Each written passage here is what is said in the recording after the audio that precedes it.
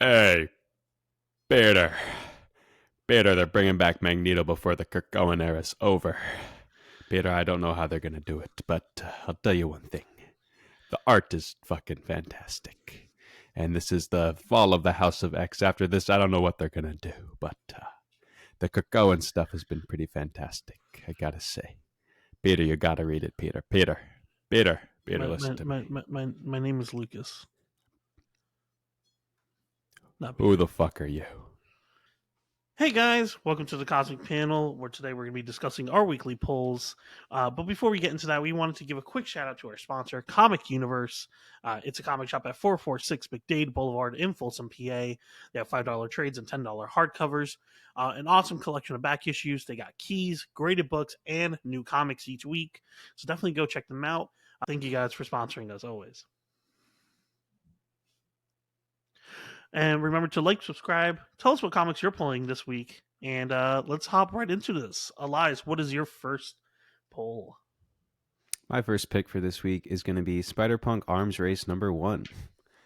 This is a start of a brand new Spider Punk miniseries by the same creative team that did the first miniseries, Cody Ziegler and Justin Mason. And I am super, super hyped for this. I think this is going to be great. Um, Spider Punk was, of course, the star of Across the Spider Verse. People really, really, were drawn to him, and no pun intended. And it was a great use of him in the movie. So I'm curious to see what the plot of this mini series is going to be. I'm excited to pick up another book with Spider Punk as the main feature. Yeah, I mean, it'll be interesting to see how much of his personality, if anything, changes um, due to the movie. But also, yeah, I'm kind of surprised, honestly, that it took this long for them to make another Spider Punk series because now it's been what, close to 9 months since Into the Spider Verse. Into the Spider Verse was a while ago at this point. And so now, Across, yeah. yeah, across. So now it's been a minute, but yeah, no. Cody Ziegler and Justin Mason are a perfect duo for Spider Punk. Honestly, if we could get an ongoing, I would fucking love that. But yeah, last one was so good. This is the type of alternate universe stuff I want to see. Creative, dynamic art, funny and interesting storytelling. And we're just plopped into the world, and we feel like, okay, this is a different type of story. So now that Norman Osborn's out of the picture, um, I'm excited to see what's going to happen. I mean, apparently Justin Hammer and Doctor Otto Octavius are going to be bringing in Spider Sentinels, so should be interesting. Yeah, and Justin Mason is just the perfect artist for this. Always brings such great life and energy to this character every time. So I'm excited. Yeah, I mean, this is the type of stuff that you love to see. Um, this is really the character at its finest, in my opinion. So I'm very excited. All right, Lucas, what is your first pick for this week? So my first pick for this week is Deep Cuts number 5. Um, Deep Cuts number 4 was an amazingly heartbreaking story involving racism in America, the difficulties of being a jazz musician while also dealing with the fact that many people within the music industry do happen to unfortunately use drugs, um, and especially around this time, around the time frame that he was in, it was very prevalent. 1956. So we got to see a character basically fresh out of prison trying to pick up his life and band together, and you realize that the reason he went to prison was because he basically sacrificed his freedom for his friend, and took the hit for the drugs that they had on them. But they were the only reason that they were even spotted for the drugs in the first place was because they were black, and they had a trumpet reed in their mouth, and the guy thought it was a pipe. Um, so very unfortunate. But yeah, as soon as he got out, he formed a band. He did amazing. He only had a limited amount of time left, from what we can understand. They said that he was sick, and then he made an album, and he made a song dedicated to his friend, and then died. And he died peacefully in the car while everyone else that was part of the recording was very happy. Um, it was it was a touching read. It was genuinely a touching read. Beautifully written. Kyle Higgins and Joe Clark really know how to give you these stories. And so I'm very excited to see what's going to happen next. This next one is going to be talking about new wave of jazz, um, and it's going to be about R. Hudson Lowell, who was a music critic meeting an up and coming artist. So I'm very excited, and yeah, it seems like we're going 10 years every time. So we're right now at this point we're in 1968. So right at the heels of the civil rights era. Very nice. Anyway, Elias, what is your next pick? My next pick for this week is going to be Invincible Iron Man number 15. We are continuing on the Fall of House of X era with Iron Man. Um, Iron Man's been a lot of fun. Uh, Despite fill-in artists, I think they've been pulling their weight. Not been distracting from the story. Last issue was interesting.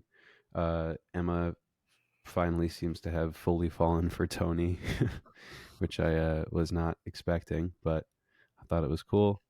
And then we had Riri and Forge uh, using the dwarven forges to make Iron Man's armor, Tony's new armor, and pretty crazy. The dwarves were not so happy with them, so that was a pretty funny little conflict. And Riri is, again demonstrating that she was not to be trusted with the rings, and so Forge encouraged her to relinquish them, which I think is, a decent development. I um, don't. and she finally let them go, because really she shouldn't be having them, to be honest. So, but yeah, it moves things along, and I'm excited to hopefully get some War Machine. It looks like in this next issue. I I wasn't happy that they. I mean I didn't think that Riri should have gotten it in the first place. I think they wrote themselves into a corner with that. But man, I of all the times to get rid of it, I get why they did it for the story so that it would so that she doesn't just end the entire story. But at the same time, like it feels so forced, and I really don't like that. I wish they came up with a more creative way to get rid of it. Honestly, I wish like maybe like Orcus found a way to dismantle it, or like to freeze or incapacitate Riri or something along those lines. Like I don't know. The rings felt like a loose thread that could have been tied better. Yeah, that's fair. I mean, it was a weird choice in the first place, like you said, to even give them to her. Yeah. Um, and yeah, more could have been done with that storyline, but ultimately she just couldn't handle it. So, if anything, they should have gotten rid of them sooner, I guess, Yeah. because building it up for this long gave the false anticipation of like something that was going to actually happen with it. So, Yeah, I exactly. understand that. I understand that complaint. I do like that Emma and Tony are actually starting to fall in love though. I know that they're probably not going to end together, but man, this is actually I recently Tony has been having pretty good relationships from Hellcat to Emma Frost, like pretty well written relationships. So Right. um kind of surprised because usually they're pretty lackluster or characters Yeah. that no one cares about, to be honest. Right. And I think overall it just kind of serves to everyone's character development, and in this instance it's showing like uh the bonds that can be formed during like a time of like intense conflict. So, Yeah. yeah. I also have a question. When was the last time you saw Pepper Potts in comics? When was the last time you saw Pepper Potts? Well, she showed up in Dan Slott's um Iron Spider Man Man. stuff Yeah, Iron Man. and Yeah. Spider-Man stuff. But yeah, I guess it's Yeah, been like a while. 2018. Yeah, I was just realizing. I was like, yeah, I don't remember the last time she appeared, Yeah, which is that's pretty interesting. funny.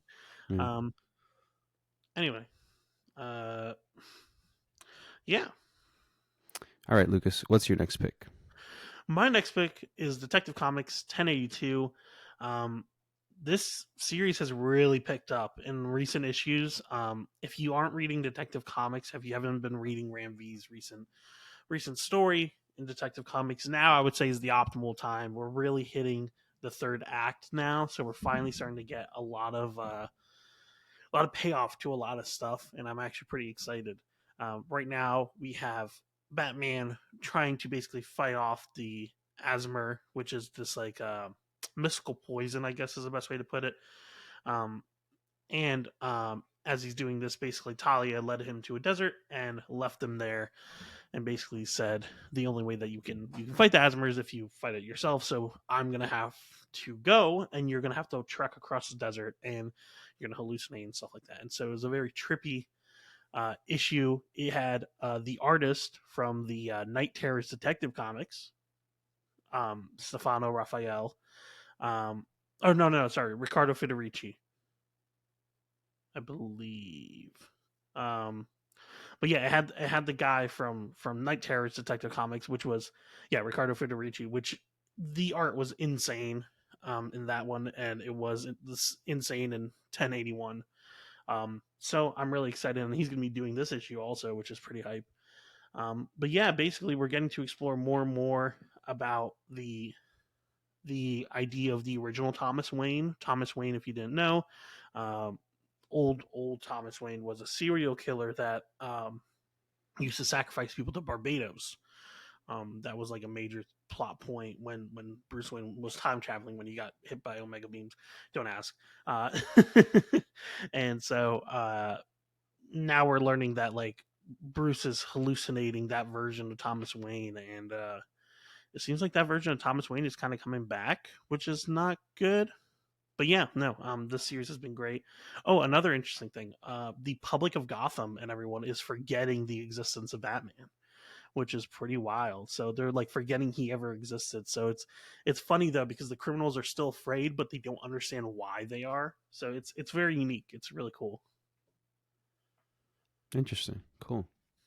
Yeah, Yeah. Sounds very strong. but yeah. Anyway, oh my god, was sorry. I just looked at the next issue cover, and that looks insane. That next cover is nuts. Anyway, moving on. Elias, what's your next pick? My next pick is going to be Rare Flavors number 4. Talking about Uh, Ram V. Speaking of Ram V, yeah, that's right. Yeah, this series, one of my favorite indie series right now. Just such a strong team of Ram V and Felipe Andrade. Really doing their thing, really flexing their muscles. Last issue was not quite Wild. what I was expecting.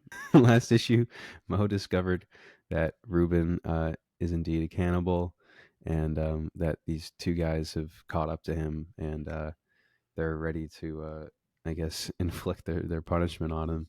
Um, what I am very curious about in this series is how the flash forwards to the movie are happening. If they're for just kind of dramatic effect, or if the film really is going to reach a screen and a wider audience. Because at the end of every issue, they show like an audience watching this as it is being filmed like a documentary. So I'm very curious to see how that thread is gonna be tied up. Because right now, uh, Ruben is in a tough spot. So it's gonna be very interesting to see how they continue this story. But it's just been such a enjoyable ride. Yeah, no, uh, it's been pretty fun. I'm really excited to see what's going to happen. All right, what is your next pick? My next pick is Hack and Slash Back to School number 3. I've really been enjoying this series. The series has been really fun. We had a little bit of a break between this issue and the last one. Last one was all the way back in November. So it's been a minute. But I'm really excited to see what's going to happen. Casting the agency are very very fun, uh, very very quirky characters. But yeah, very enjoyable to read, very enjoyable to check out the art, and very dynamic. So I've been enjoying this. Zoe Thorogood is a phenomenal comic creator, and she keeps proving why. I'm always happy to see creators take time to put something out rather than rush it. So I'm sure this issue is going to be a lot of fun, and it'll be worth the wait. Yeah. Anyway, what's next up for you, Elias? Next up for me is going to be Resurrection of Magneto #2. This first issue was spectacular, not only in writing but in art. Luciano Vecchio really brought his A game, and showed us that he's got what it takes to bring this Ewing masterpiece to life. Really cool inclusion of Blue Marvel, and And Taya.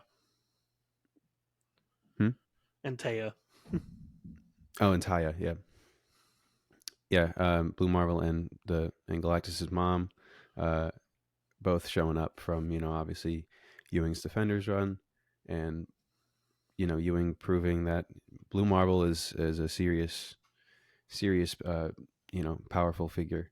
So he was able to grant Storm access to where Magneto is residing, but not quite. Basically, she has to find him in all these levels of this many-tiered afterlife. Yeah. She fought Tarn, and Tarn's panels were pretty gnarly, and now she hasn't even found Magneto yet. So it's definitely going to be, I think, well paced, and a really trippy, really out there story, but really fantastic. So I'm excited to get into this next issue.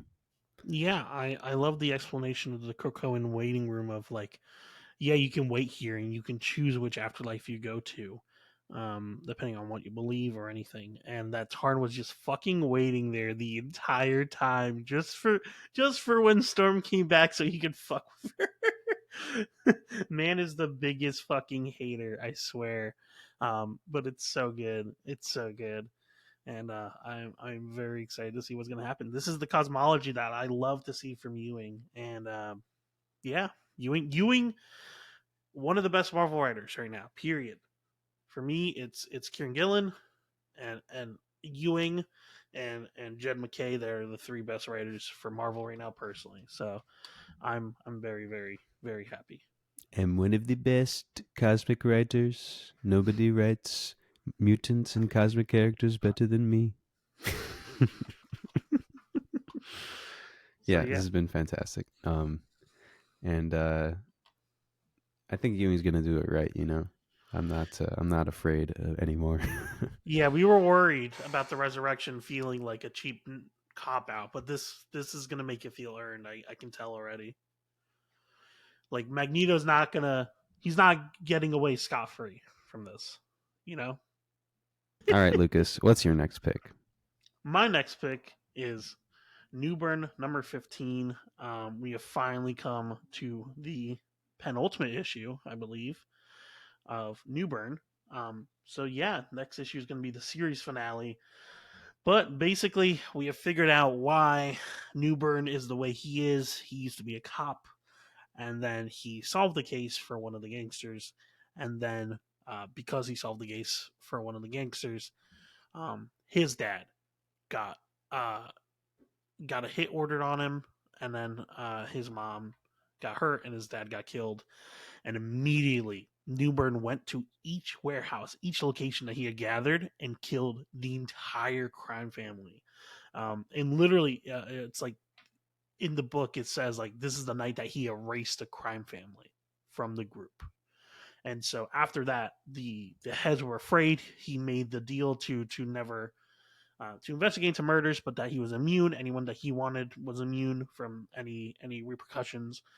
But cut now to present day, and the Black Castle, the group, the mob heads, basically know everything, and he doesn't have anyone, basically.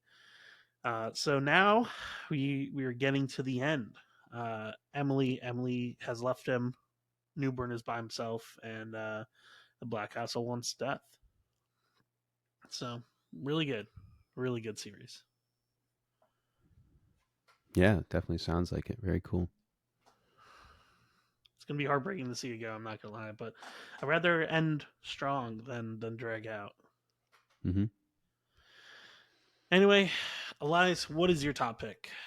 My top pick for this week is going to be Immortal Thor #7. Um, I really just been enjoying the hell out of this book. Guess who's writing it? Ewing. That's right. This arc has been a really fun look The into goat. He's Thor. the goat. The goat. The goat. Thor and Loki are diving into their past, and we're getting some very fun, you know, retellings or new tellings of old stories. Um, Ewing knows how to write these characters. I definitely have to read stuff a little bit more slowly because of the language, but I think it's really respectable that Ewing is bringing back the old Asgardian tongue, and really showing that he loves these characters. Um, I like that the Roxxon subplot is continuing. Dario Agger is has the rights to Thor comics, and they're actually going to be publishing a Roxxon comic that's in universe very soon. So I'm excited about that. Wait. So in universe, they're publishing a Roxxon comic for. They're I thought you were publishing a saying. comic, like an actual book, um, in real life that is going to be in universe of what Oh. Roxxon is publishing, if that makes Ooh. sense. So it's a one shot. It's like called like Roxxon Presents Thor or something. But yeah, in April they're gonna release their first Roxxon comic. Oh, I see it. Oh, um, this is interesting. so yeah, Ewing really thinking outside the box, really And of putting in course, work. they got Greg Land for it because. I think that's a funny slight to him. Yeah. But Oh yeah, my god! And there's a Roxxon on the hammer. That's funny. hmm but yeah, really really awesome cover from Alex Ross here on issue 7, and with the main team at the helm, I know this is going to be a fantastic issue. So can't get enough of this book. Not tired of it yet. Yeah, no. The series has been great. Last issue was so cool. I loved Thor being like, "Wait, was I really that much of a dick? Like, genuinely, like, was I really that awful to you?" And Loki just being like, "Yeah, you were sometimes the worst." And it was like, "I'm so sorry." I was like, "Man, that's actually really sad," because like Thor genuinely didn't realize just how much like he was hurting Loki, and like Loki finally gets to basically tell him, just like, "Hey, like this is the reason why we have this shit." But yeah, Thor trying to attack Utgard Loki and all those stuff. It was really good because they put in perspective how powerful they are in comparison. So Yeah, I I mean, don't know just how. showing the general immaturity of a young god, and how that power really takes centuries to show maturity over. So yeah, Yeah, and I love that this is an actual adaptation of not only the older comic but also the myth, the actual myth. So it's really cool. It's really cool. I really like it. yeah. And that brings us to your final pick, Lucas. What is your top pick for this week? So my top pick for this week is the Penguin #7. Last issue was so good. Stevan Subik's art was amazing. Batman and Penguin were working together. Penguin was working as a bartender for Falcone and all of them, and it was really interesting to see him build up within the criminal underworld while also working for Batman and basically feeding him intel. And now, basically, the floor is open for Penguin to swoop in and, or I guess waddle in and steal the spotlight. And yeah, I really loved it. I love that we still don't see Penguin's thoughts. I thought for a minute that we did, and then we never did. We never did. But I there was a moment where I was confused, and I thought so. But I loved how he used a random woman, or maybe a foster woman. We don't really. It's kind of left ambiguous if that's actually his foster mother or not. um, and then just used it as an excuse so that Batman could trust him, and then pushed her immediately off as soon as her use was done. And I'm loving how brutal he is. It's really really cool and very interesting, and such a unique take on Penguin. But yeah, no, he is. He's not the fastest. He's not the strongest, but he knows how to play the long game. And yeah, no, Penguin is. It's finally for the first time, at least in my head, finally becoming an actual threat, which has never happened before.